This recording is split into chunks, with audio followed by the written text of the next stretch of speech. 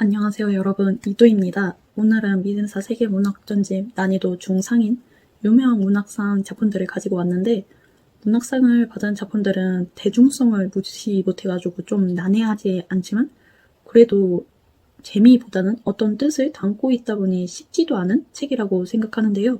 그래서 오늘 문학상 중에서 유명한 노벨 문학상, 부커상, 필리처상, 공크루상 이렇게 받은 작품들을 한번 가지고 와봤습니다. 먼저 노벨 문학상을 수상한 하인리 벨의 대표작 카타리나 블룸의 잃어버린 명예입니다. 책이 얇고 제목도 인상적이라서 유명한 책인데요. 이 책은 단 5일 동안 벌어진 이야기지만 전개의 순서가 왔다 갔다 해서 쉽게 넘어가진 않았던 그런 작품이었습니다. 먼저 첫 번째 시작에서 후베르트라는 변호사가 페터란 검사 자신의 친구한테 카타리나 블룸의 사건에 대한 추가적인 자료를 부탁합니다. 페터는 이게 공적이 아닌 사적인 부탁임에도 친구 후베르트의 고민이 마음에 와닿아서 돕기로 하는데요. 이제 이 카타리나 블룸의 사건이 도대체 뭐길래 그런 거냐면, 1974년 2월 20일 27살 한 여자는 저녁 6시 45분쯤 누군가 주최하는 댄스 파티 참석을 위해 집을 나섰고, 4일 뒤 저녁 7시 4분경에 메딘 경사 집으로 찾아가서 그에게 조서를 작성하라고 합니다. 당일 낮 12시 15분경 여자는 자기 아파트에서 베르너 테르게스라는 기자를 총살했으며, 메딘 경사한테 가보면 시체가 있을 거라고 하고, 총살한 그 낮 12시 15분부터 메딘 경사에 가기 직전인 오후 7시까지 좀 후회하는 감정을 느껴보려고 했으나 조금도 후회하지 않는다고 합니다. 그러면서 자신을 체포해주길 부탁하며 사랑하는 루트비가 있는 곳으로 자신도 기꺼이 있고 싶다고 하는데요. 여자의 이름은 카타리나 블룸. 그녀는 범죄자인 루트비와 단둘이 그녀의 집에 있었다는 이유로 경찰 조사를 받았던 여자입니다. 당시 루트비와는 초면이었고 파티에서 그냥 눈 맞아가지고 춤을 추고 하룻밤 지낸 게 다라고 주장을 해서 풀려나는데요. 그런데 테르게스가 죽은 사건 말고 또 다른 사건인 아돌프 세너라는 기자 또한 총살돼서 그도 블룸의 희생자 아니냐는 추측이 있었는데, 그 이유가 동기 때문입니다. 테르게스에게 복수할 이유가 있었다면 세너도 마찬가지라고 생각했고, 블룸에게 세너를 살해했냐고 물었을 때 블룸은 그러게요, 왜 그를 죽이면 안 되나요? 라고 반문을 하게 되는데요. 그럼에도 증거 불충분으로 밝혀집니다. 축제 분위기로 흥이 올랐던 도시에 벌어진 단 5일의 충격적인 이야기를 다룬 이 소설은 황색 언론에 대한 비판과 함께 동조라는 것이 얼마나 무서운 것인지 제대로 보여주는 작품이라고 생각합니다. 사람들이 쉽게 동조되는 이유가 생각해보면 너무 간단한데요. 추락만큼 재미난 유흥거리는 없기 때문입니다. 누군가 성공하는 스토리는 좀 대단하고 좋게 보이지만 자신의 이야기가 아니잖아요. 그래서 크게 동조되진 않습니다. 반면 누군가 망했다라는 썰은 가벼워요. 뭔가 성공 스토리를 들은 사람은 똑같이 성공을 해야 하니 디테일을 요구한다면 망한 건 망한 게 다잖아요. 게다가 역시 자신의 이야기가 아니니까 더 자극적으로 살을 붙여서 더 망가져도 상관이 없는 거죠. 망했으니까요. 그리고 이걸 소비하는 것도 매우 가볍다 보니 쉽게 퍼집니다. 그러니 좋은 것보다는 부정적인 게 쉽고 빠르게 동조가 된다고 생각하는데, 그런데 만약 그 대상이 본인이라고 생각하면 이거 진짜 미치는 거잖아요. 사람이 누군가에게 나쁜 사람일 수도 누군가에게 좋은 사람일 수도 있는 거고 그 반대일 수도 있는데, 죄와 벌에서 주인공이 자신의 정의를 위해 스스로 징벌자가 되었지만 결국 살인마에 불과한 것처럼 누군가 100% 안다는 건 불가능에 가까운 일인 거잖아요. 블룸이 좀 살인마의 썸녀라서 뭐 살인자를 도주시켰건 아니건 그걸 판단하는 건 법이었지 일반 사람들이 아니었다고 생각합니다. 읽으면서 어쩜 이렇게 세월 지나도 변한 게 없지 이런 생각도 들었고, 직접 겪은 거 아니면서 입 놀리고 다니다간 언젠간 업보빔 맞게 된다는 교훈도 담고 있다 보니 쉽게 동조되지 말아야겠다고 다짐하게 된 소설입니다. 그 다음 부커상을 받은 아이리스 머독의 작품을 소개하기 전에 저는 머독의 그물을 헤치고를 먼저 읽어봤는데, 이 책은 난이도 중하? 진짜 읽기 쉽고 희극적이라서 재미있습니다. 앞장부터 주인공 제이크는 애인 매진의 집에서 쫓겨나는 것으로 시작하는데, 그 이유가 매지가 다른 남자와 결혼하기 때문에 이만 나가달라고 한 거였어요. 가진 건 반반한 외모뿐인 아마추어 작가 제이크는 내가 돈이 어딨냐고 막 불쌍함을 어필해도 단호히 내쫓기는데요. 그렇게 짐 들고 이제 팅컨 부인네로 가게 됩니다. 거기에서 자신의 짐을 맡기고 이제 전 애인이었던 애넌에 가서 이제 이 여자 못 꼬시면 길바닥행 직행이니까 너무 보고 싶었다고 냈다 막 키스부터 갈기는데, 애넌은 이러지 말라고 하면서 제이크를 밀어내고, 제이크도 이제 자존심이 있지 막 쿨한 척 자신이 필요하면 언제든 편지 보내라고 주소를 받아갑니다. 그리 찌질미를 뽐내도 미남은 미남이니까 애너는 자신의 여동생이자 현재 좀 핫스타인 세디를 만나보라고 하는데요. 그렇게 좀 고민을 하다가 지금 고민할 때가 아니니 단순하게 제이크는 세디를 만나러 갔는데, 세디는 현재 지긋지긋한 스토커가 붙어서 경호원이 필요했고, 제이크는 약간 흥미를 느껴서 자신이 해주겠다고 합니다. 그런데 그 스토커가 친구였던 휴고라는 남자였고, 예전에 그의 생각을 훔쳐 글 쓴 적이 있기에 혼자 양심 찔려가지고 멀어진 적이 있었는데요.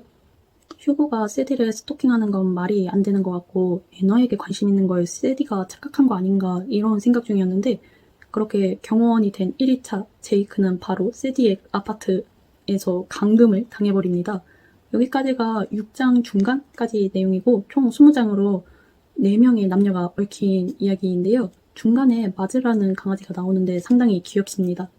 좀 위험해 보이는 남자 휴고, 입만 동동 떴지만 성장케인 미남 주인공 제이크, 비밀이 많은 여자 팅커원 부인 등 좀 등장인물들이 매력적이고, 이 책이 저자의 데뷔작이라는 데 좀 확실히 뭔가 끝에 교훈을 주려고 한 느낌은 있었으나 전개가 독특해서 마음에 들었습니다. 그리고 이 받아요 받아요가 머독에게 부커상을 안겨준 작품인데 진짜 재미있습니다. 이 책의 주인공이 너무 서브남주 재질이에요. 자신의 첫사랑이자 단 하나의 사랑을 그녀의 집착 광국 남편으로부터 구해내기 위해 헌신을 합니다.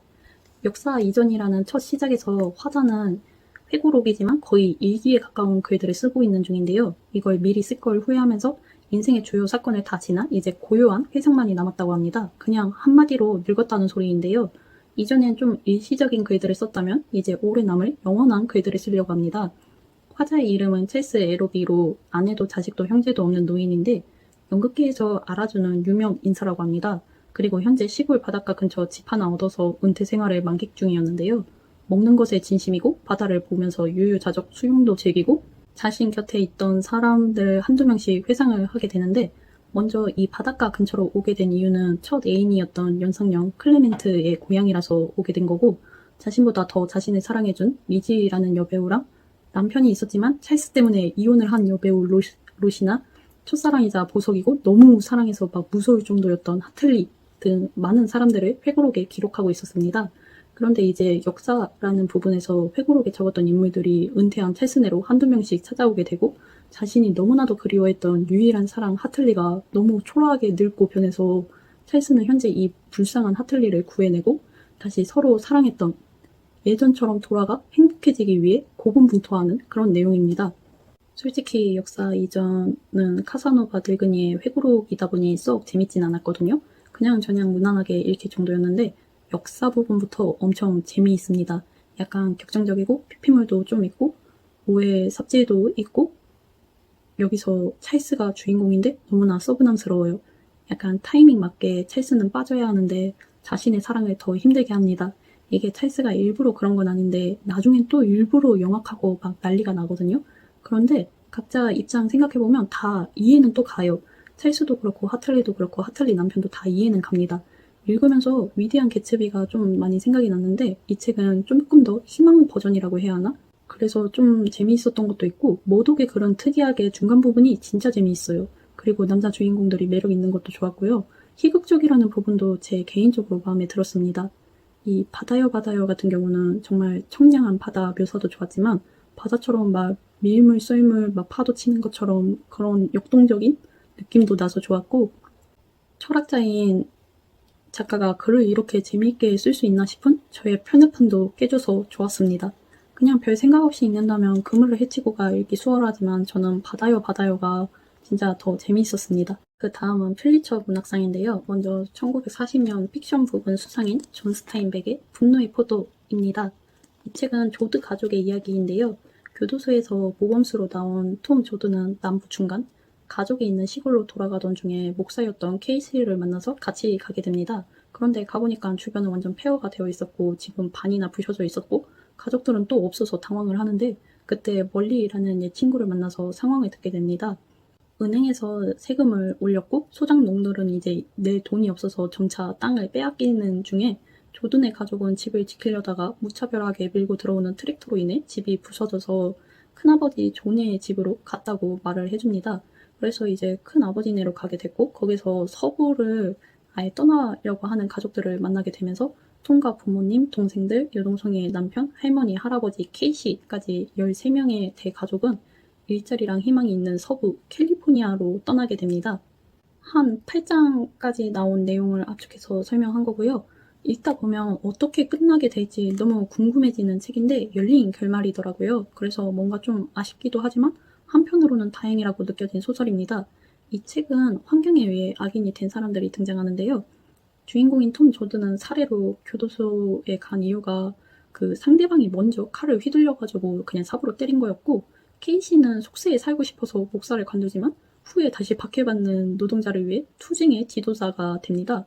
그리고 또 앞장에서 막 트랙터로 농장들 밀고 있던 윌리라는 인물은 고향 사람들이랑 왜 맞서냐니까 이 지긋지긋한 가난과 책임져야 하는 가정 때문에 하게 된 것이라고 하면서 이렇게 막 인물들마다 저마다 입장과 사정이 있는데 이게 참 완전한 악역이 없어서 안타까웠습니다.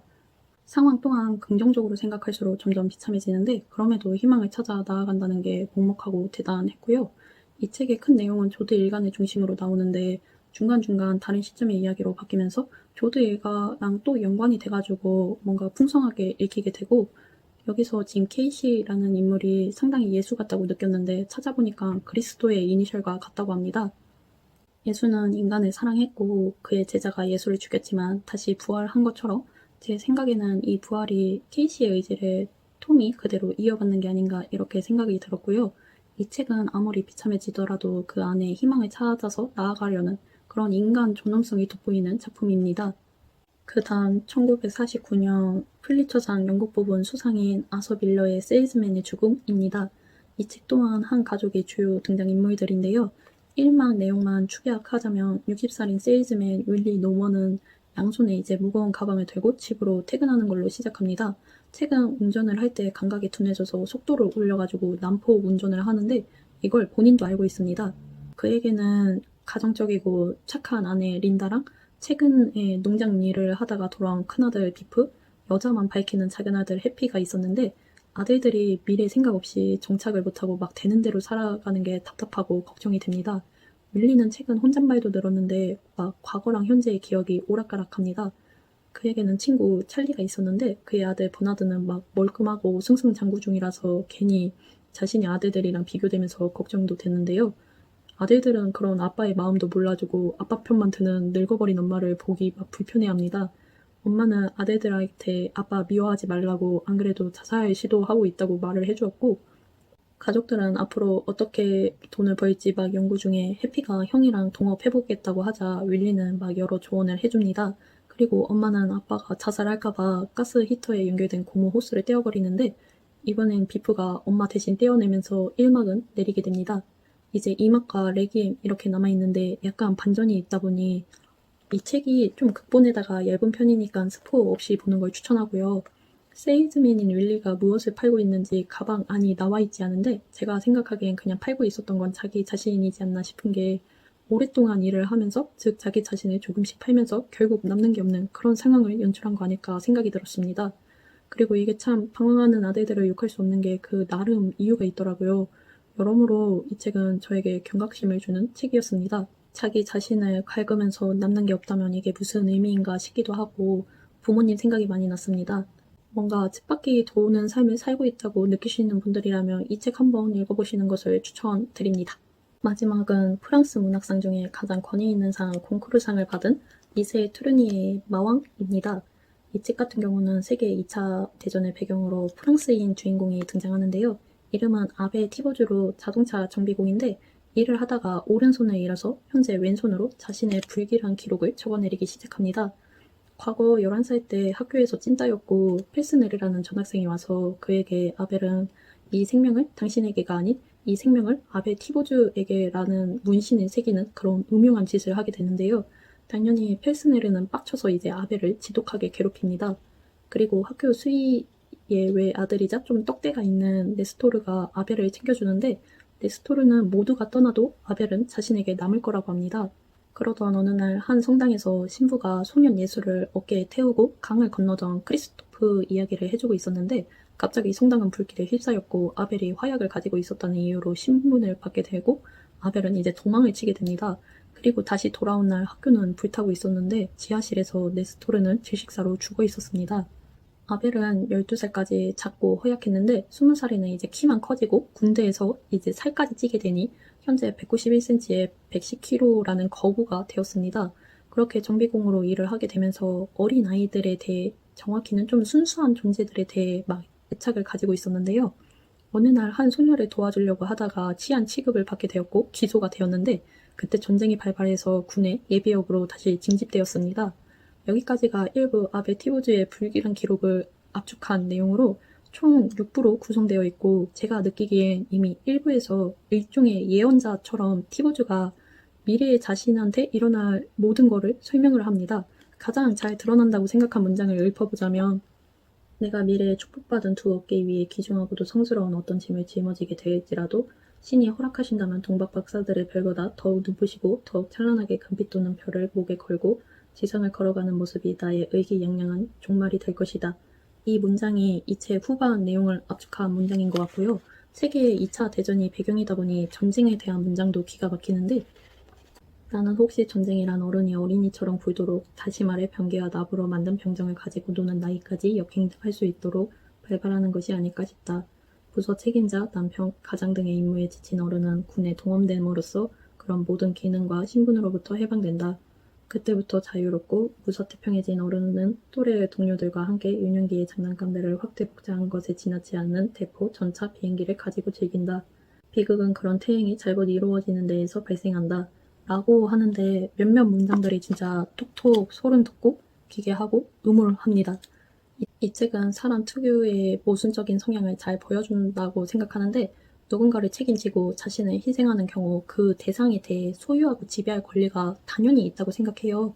대표적으로 부모-자식 관계가 이런 양면성을 가지고 있는 것 같은데, 그리고 또 누구나 자신이 나쁜 사람인 걸 알지만 행복을 바라는 것처럼 주인공인 티보즈 또한 자신의 종말을 예언하면서도 좀 황금빛으로 가득 찬 종말을 바라게 되는데, 이런 부분에서도 저는 이 책이 사람의 본성을 잘 보여주는 소설 같다고 느껴졌습니다.